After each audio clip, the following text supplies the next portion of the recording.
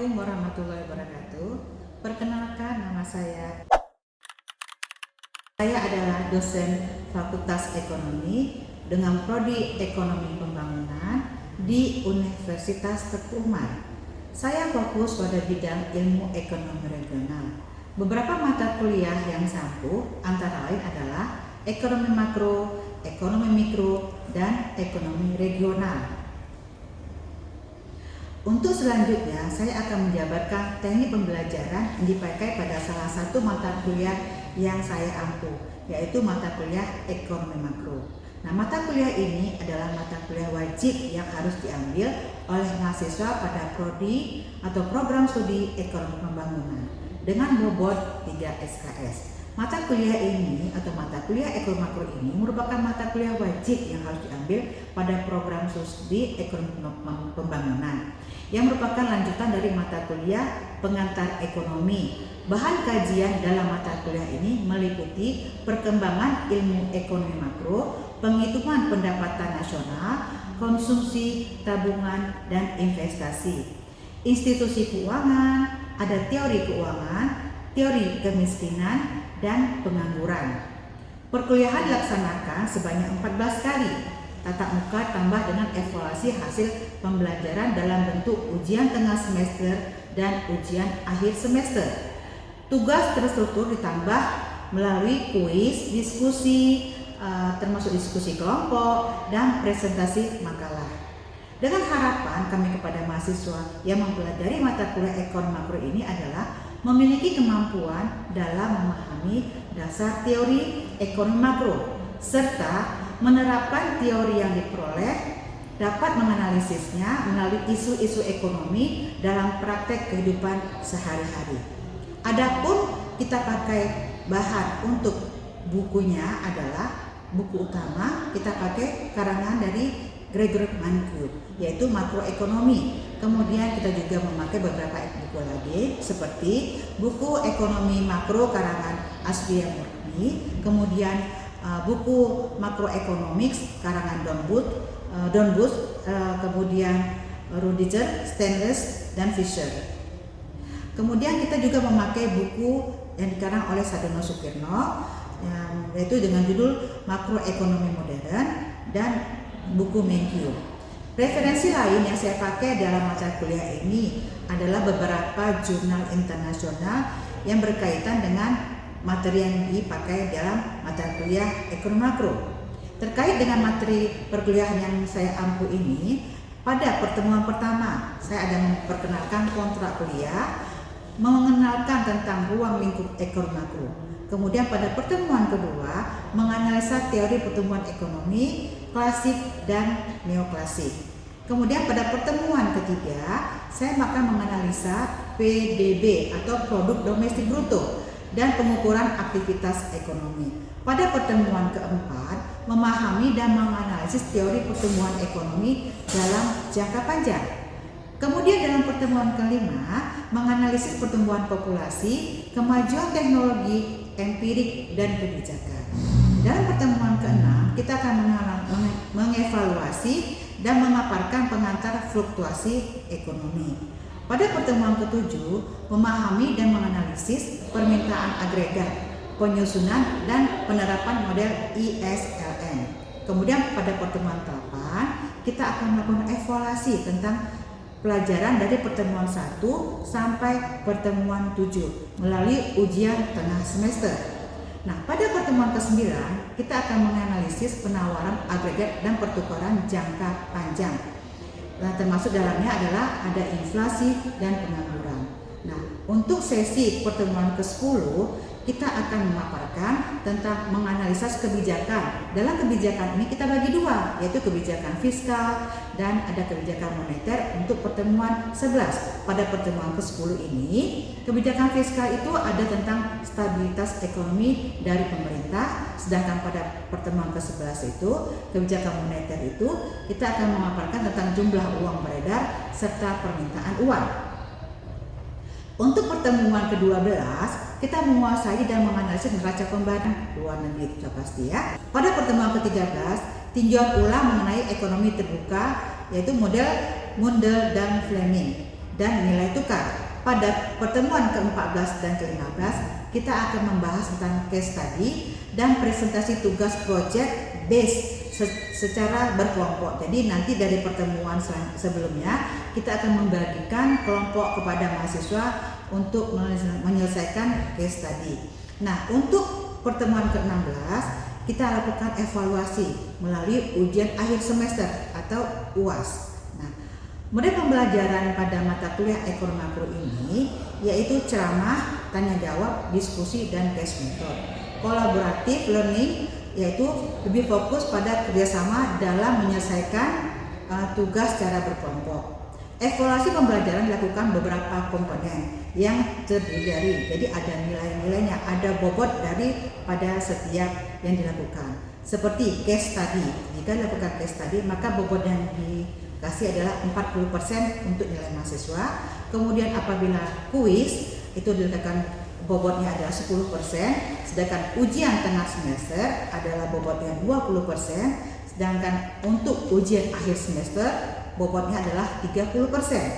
Selanjutnya saya akan menampilkan perkuliahan mata kuliah ekonomi makro selanjutnya. Waalaikumsalam warahmatullahi wabarakatuh.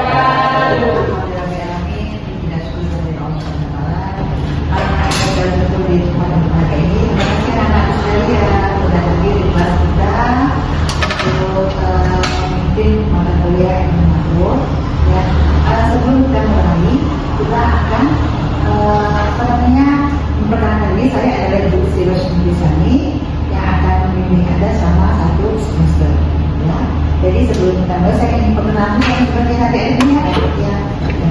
Ini kita absen dulu. Budiana, Maimuna, Wijayanti, Sakit, saya Pak. Kita berdoa semoga beliau lepas mulia. Adiansa,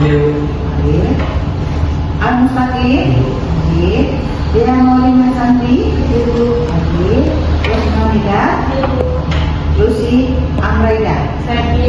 Sakit juga. Masya Allah. Untuk adik-adik semua, banyak yang saat ini ada beberapa yang tidak kurang sehat. Ya. Jangan lupa jaga kesehatan. Oke, sekarang. Mari sama-sama kita berdoa dulu biar kelas ini menjadi berkah untuk kita semua. Ya, berdoa kita mulai yang muslim berbaca basmalah Al-Fatihah, yang non muslim bagaimana yang diajari oleh agama Anda. Ya, berdoa kita mulai.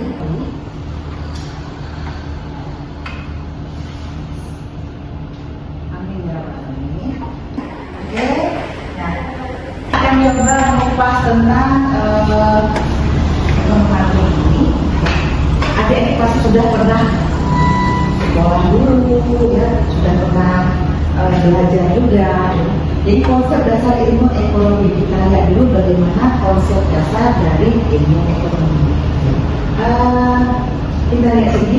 Dalam ikut ekonomi makro ini kita akan mengupas pasar barang dan pasar uang, permintaan kerja dan penggunaan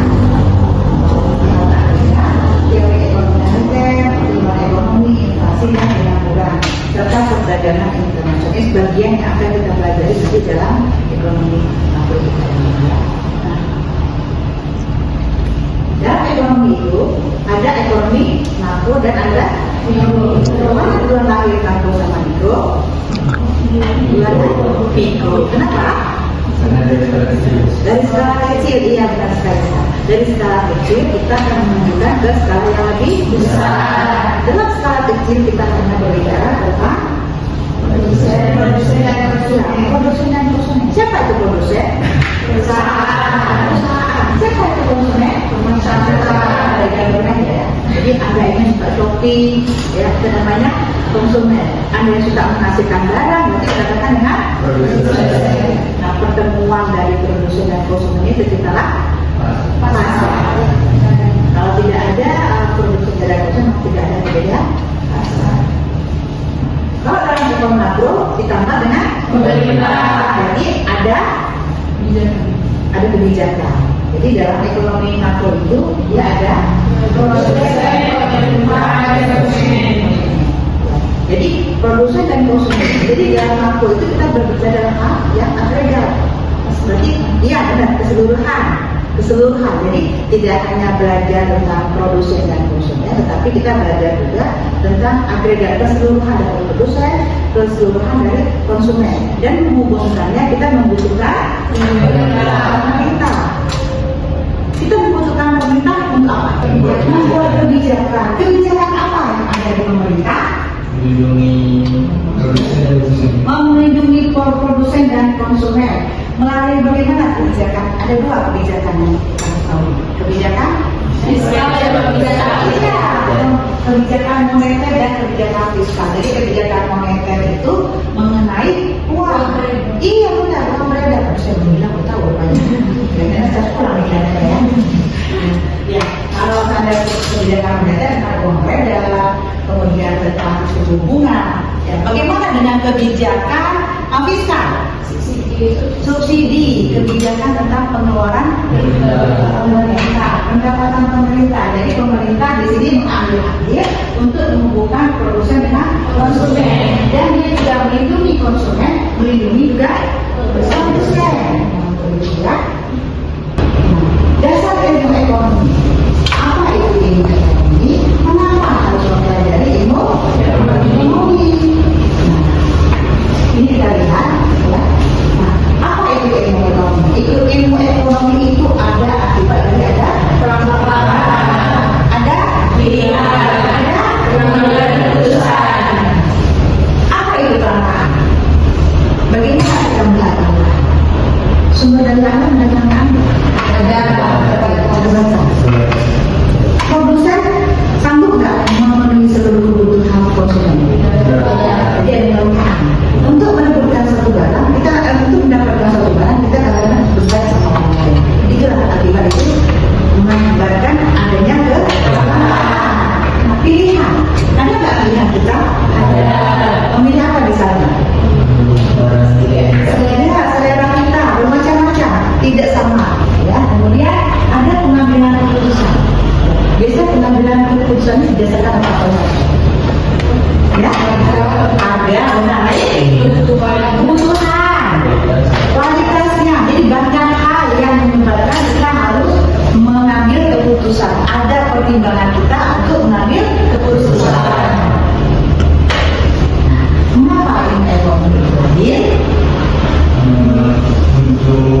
Coba menurut saya ilmu ekonomi untuk mengatur tingkah perilaku masyarakat dalam soalnya kan informasi ini tidak terbatas, karena sumber daya itu terbatas. Oke, baik sekali. Ada yang lain? Ya, ilmu ekonomi itu lahir untuk kita tuh mengetahui kondisi ekonomi dan kita tuh bisa menyelesaikan masalah-masalah yang ada di dalam ekonomi. baik, bagus sekali ya. Oke, nah ini lebih proses kita lihat. Ya, adanya scarcity dari dalam, adanya scarcity, adanya kelangkaan sumber daya itu langka, ya kan? Ketersediaan alam itu langka. Kemudian akibat dari kelangkaan ini, itulah menyebabkan lahirnya ilmu ekonomi. Jadi orang itu tidak harus bersaing, tidak harus pengambilan keputusan berat untuk melakukan pembelian. Ya, nah faktor produksi dalam ilmu ekonomi itu sebenarnya digunakan dalam sebuah proses produksi barang dan jasa. Dari sini ada faktor produksi yang menyebabkan akhirnya sebuah ilmu ekonomi. Nah, akibat dari adanya sumber daya yang langka. Ekonomi masalah yang muncul ketika keinginan dan kebutuhan melebihi sumber daya yang tersedia. Kalau tidak ada masalah, ya kan? Sumber dayanya terbatas, sementara keinginan kita tidak terbatas. Ada tak terbatas keinginan kita? Ada uang 100.000, pengen beli apa? Yang lain pengen apa? Kita bikin beli baju, yang lain? Iya, harus skincare. Karena skincare berarti gimana hidupnya? Iya, jadi banyak semua yang kebutuhan manusia terbatas. Tapi ada yang menjadi kendalanya. Kendalanya itu adalah sumber daya dan uang. Kalau tidak ada uang, tidak bisa untuk melakukan pembelian. Ya.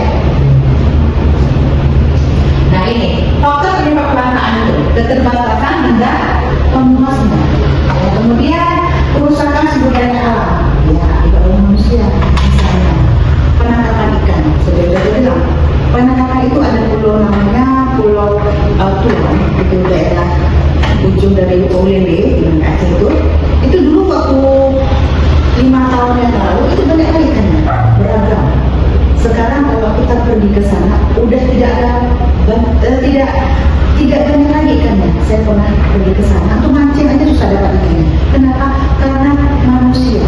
Kita sebagai manusia kadang-kadang emosional kita terlalu banyak. Bagaimana cara kita punya kail kita terlalu banyak dibongkar. Akibatnya terumbu karang itu susah. Terumbu karang itu ada rumah ikan. Kita tidak ada rumah, bagaimana lagi ikan-ikan tersebut tidak dapat bernaung. Makanya itu akibat dari ulah manusia. Jadi manusia itu memang harus berdasarkan keinginannya untuk melakukan hal yang terlalu emosional, ya. Tidak berpikir panjang untuk masa depan. Ya. Maka dari itu kita perlu campur tangan pemerintah, membuat peraturan jika melakukan kerusakan akan kena denda lagi ya dalam hukuman itu. Nah, kemudian selanjutnya keterbatasan dalam luas sumber daya ekonomi. Manusia terbatas nggak? Terbatas. Kita perlu melakukan pelatihan, pendidikan agar sumber daya itu semakin baik, semakin mengerti ya. Kemudian meningkatkan kebutuhan yang lebih cepat dibandingkan pendidikan sarana pemenuhan kebutuhan ya. Jadi bagaimana cara kita lebih cepat? Ini juga sedia tidak diambil begitu ya. Jadi itu yang perlu dilakukan oleh produsen. Apakah kebutuhan manusia tersebut? Banyak tadi. Yang tadi maaf ya, skincare tadi nggak masuk di foto ini tidak masuk, tapi kenyataannya akan masuk gitu ya. Kalau perempuan itu kan identik dengan skincare, kemudian jilbabnya harus ganti ya. Iya. Bukan jilbab, skincare maksudnya gitu ya. Kalau ada yang banyak sepatu ya. Hijab ya. Iya gitu ya. Jadi laki-laki itu dia memang identik dengan sesuatu yang mahal ya. Jam, sepatu gitu ya. Jam kaki begitu. Kalau kita kan dulu pertama dia cantiknya. Jilbabnya bagus ya. Bisa ditambahkan aja. Mukanya nggak sebelum cantik ya. Kemudian, nah apa kebutuhan manusia tersebut? Ada primer, sekunder, tersier. Apakah itu kebutuhan primer? Sekunder, tambahan. Tersier, kebutuhan sandang, pangan. Jadi itu aja. Sekunder, primer, sekunder, tersier. Nah, kalau ada primer, sandang, pangan, apa? Jadi yang dikatakan sandang itu apa? Ya, sandang. Pangan? Papan? Rumah. Kenapa dimasukkan pertama kali sandang? Enggak pangan. Ya, belum mencari makanan. Iya.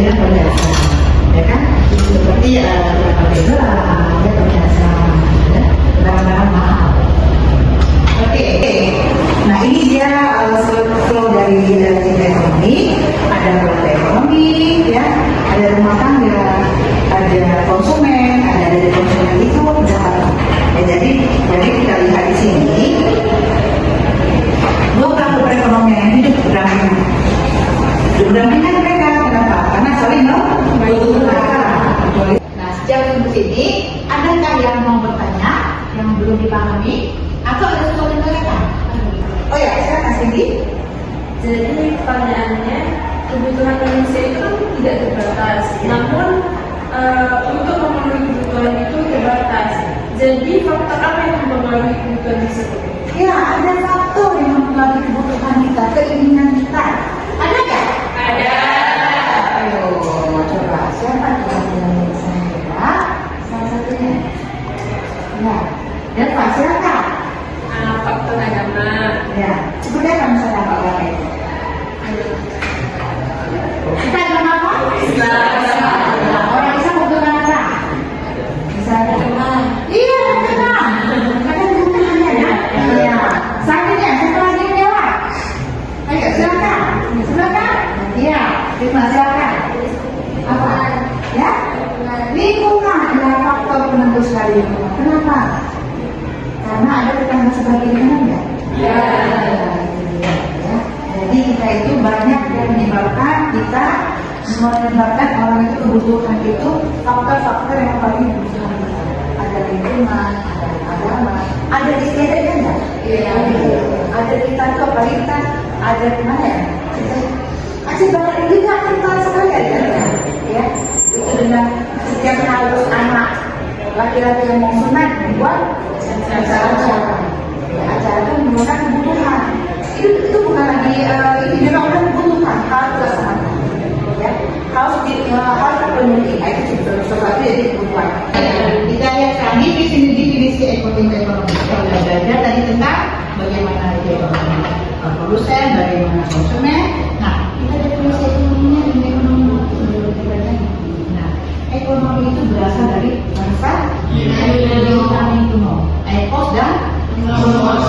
Ekos itu adalah rumah tangga, nomos kebiasaan atau hukum. Jadi hukum yang mengatur rumah tangga. Jadi ilmu ekonomi itu belajar tentang bagaimana kita mengatur rumah tangga. Nah, kalau kita di ekonomi mikro, rumah tangganya itu hanya produsen dan konsumen. Kalau ekonomi makro lebih luas lagi, rumah tangganya adalah negara. Ya.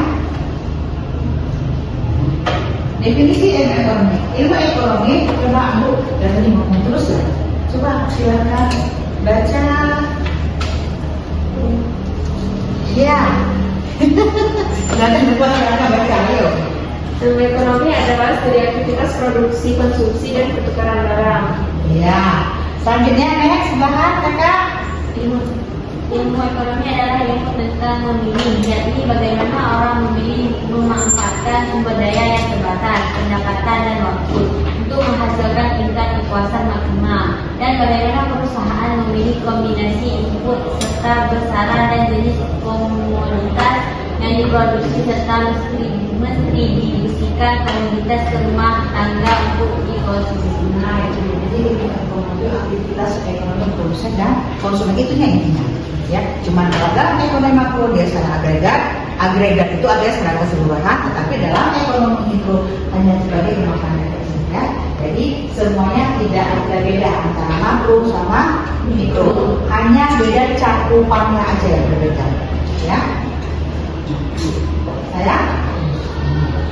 Nah, ekonomi tadi kan kita belajar bagaimana ekonomi makro, ekonomi mikronya. Jadi kita berbeda hanya di cakupannya aja.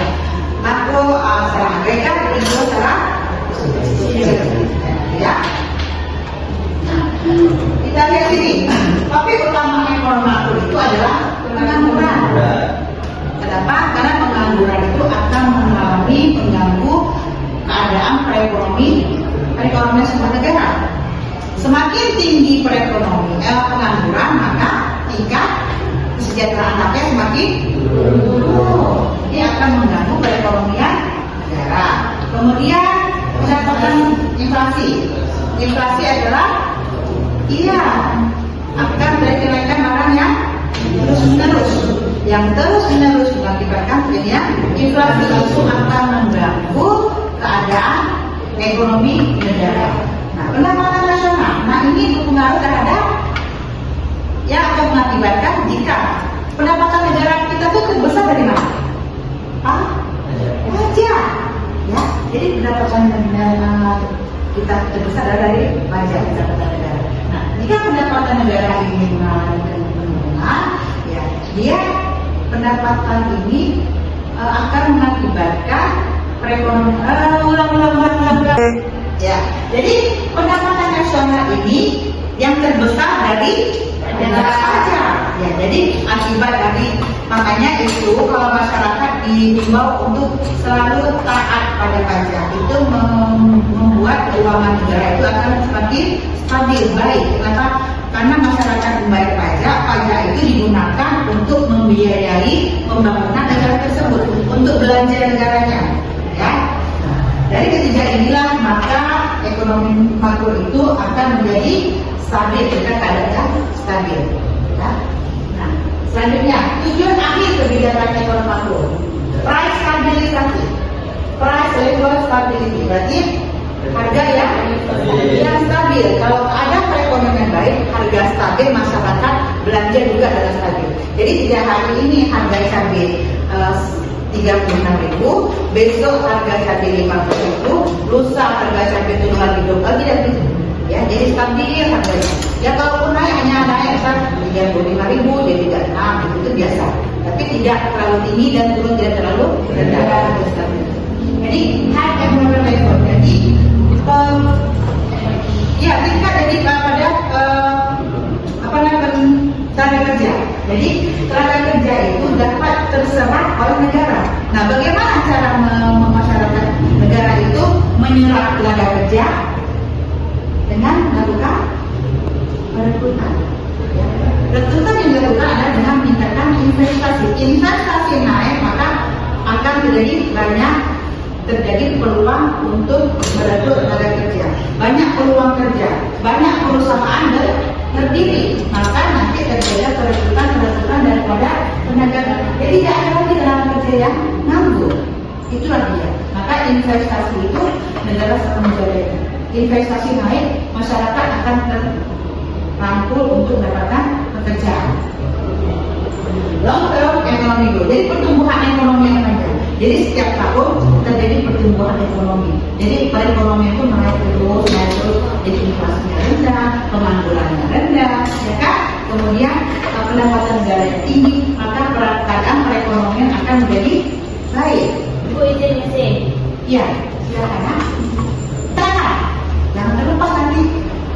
Oke, kalau nggak ada tinggal ya. Oke, coba ya. Exchange stability, berarti exchange juga ya tukar. Jadi nilai tukar itu stabil karena nilai tukar itu berpengaruh terhadap ekspor impor. Apa kita pakai itu kalau nggak kita exchange? Tidak perlu kita ada nilai tukar. Kalau tidak ada ekspor impor, tidak ada perdagangan internasional, maka diperlukanlah exchange ini. Ya. Nah, oke. Ada yang menanyakan? Tidak? Tidak. Ya, hari ini kita akan lihat sedikit. Tapi sebelum saya menyelesaikan kelas hari ini ada 1, 2, 3, 4. Ya, coba dibagi kepada 4 kelompok. Buat PR hari ini, maka tentang bagaimana harga yang stabil, pengangguran yang tidak ada, tenaga kerja rekrut, kemudian pertumbuhan ekonomi yang stabil, kemudian nilai tukar yang stabil juga, itu akan mempengaruhi perekonomian. Nah, masing-masing kelompok ambil 1 poin, ya. Jangan lupa nanti kita presentasikan atau kita diskusikan itu pada pertemuan selanjutnya, ya. Oke, sebelum diakhiri, sudah ditanyakan tentang kelompoknya? Tidak? Siapa yang begitu kelompok nanti? Oke, mengobrol kalau saya paham, ya, siap, katanya siap, katanya itu udah memandang katanya ya. Siapa yang akan nanti membagi kelompoknya dan akan dilakukan nanti diskusi minggu depan ya. Insyaallah ketemu lagi. Untuk kami saya ucapkan terima kasih, sama-sama kita ucapkan hamdalah. Alhamdulillah, subhanallah wa bihamdika, asyhadu an la ilaha illa anta, astaghfiruka wa atubu ilaik. Kepada adik-adik semua, saya mohon maaf jika ada salah kata yang tidak berkenan. Kepada Allah saya mohon ampun. Saya tutup dengan assalamualaikum warahmatullahi wabarakatuh.